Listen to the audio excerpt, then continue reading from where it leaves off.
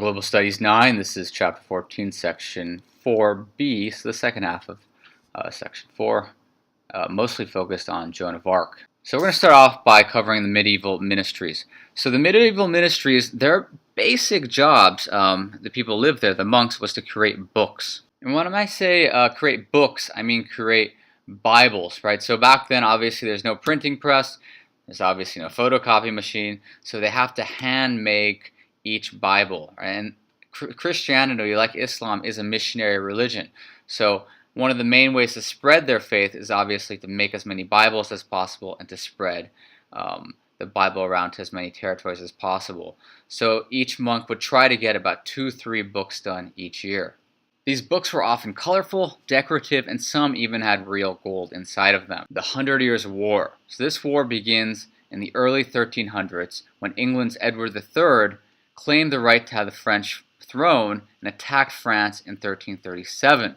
So although this war is called the 100 Years' War, it's not one single war that keeps going on. It's just a series and series of battles that go on for roughly 110 years. So it all begins when Edward III believes he has the right to French territory. The French believe obviously they should control their own territory, and the wars begin. Now, one of the key battles in the 100 Years' War is the Battle of Agincourt, which takes place in 1415. And the reason why this is a key battle is because the French had many more knights, they had many more skilled soldiers, however, they lose this battle. And why is that? They lose because of this simple invention, the longbow. So this longbow is this enormous bow that is able to shoot far distances, and you don't have to be a trained fighter to use this bow. So you'll see in a second a little zoomed out version of how the bow looks. You'll notice it's pretty big. And what the English did is they just had regular peasants, about 1,000 peasants, use these longbows against the 20,000 knights, and they were victorious. With 1,000 peasants plus some 3,000-4,000 English knights were able to defeat the French forces of 20,000 at Agincourt simply through using this weapon, the longbow. Or you can be untrained, and yet you can shoot far, and it is strong enough to penetrate through knight armor. This weapon was a revolution.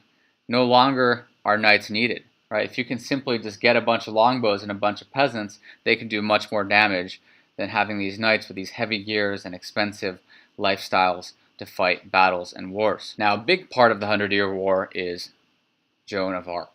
She had a modest childhood, born into a peasant family, and from early on, she spoke of these images she had in her dreams of God choosing her to lead France into victory over the English. And at first, no one took her seriously. They were like, this is crazy. Not only is she a peasant, but she's a woman. And she's talking about leading a military back in a time when all military were led by men. However, a big turning point will come to her when she would mention of these specific dreams which turned out to be very true. And this news came to King Charles, and he actually agreed to meet her. Upon meeting her, he was charmed by her, and he allowed her to accompany French units to Orleans. There, she played a pivotal role, not as a fighter. She actually never fought in combat, but she helped fight by giving strategic advice and by motivating the French soldiers. What makes this story extraordinary is not only is she coming from a peasant family, but she's a 17-year-old girl. It's like a junior in high school leading an entire unit in the military. And she goes on to have major victories, but ultimately in 1429 she is caught by the Burgundians and eventually sold to the English, who are ready to execute her. Joan of Arc suffers a very violent way of dying. She's burned at the stake, and she goes on to pass away, sort of this mythical, almost legendary figure in French history. The war had come to an end a few decades later, by 1453, and by then there were some major changes and some legacies left by this war. We see an emergence of nationalism, where people love their country and a centralized government is controlling people. So no longer are the times of lords and barons and knights, but a new era of governments controlling the people.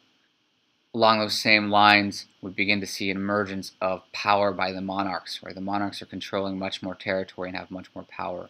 At the same time, there was also an internal turmoil in England known as the War of Roses, in which two noble houses fought each other and there was great casualties. So along with this and the 100 Years' War, England had a very, very bad century in regards to economy, trade, and prosperity. In summary, most historians see 1453, the end of the 100 Years' War, as also the end of the Middle Ages. So the Middle Age, in summary, the 100 Years' War weakened feudal powers and weakens the role of knights, right? Knights are no longer needed. We begin to see popes have power struggles with kings and eventually lose that power struggle as the Pope and the Church continue to lose power. We see centralized governments develop in places like France and England. We saw the Crusades where they were almost all unsuccessful, right? 8 out of 9 were unsuccessful. We also saw the first universities develop. So not everything was negative, right? We saw a few positives. And we also saw the Black Plague, right? That killed, depending on what resources you're using, maybe even half of the population. Quite extraordinary. Copyright disclaimer under Section 107 of the Copyright Act of 1976. Have an excellent day. Goodbye.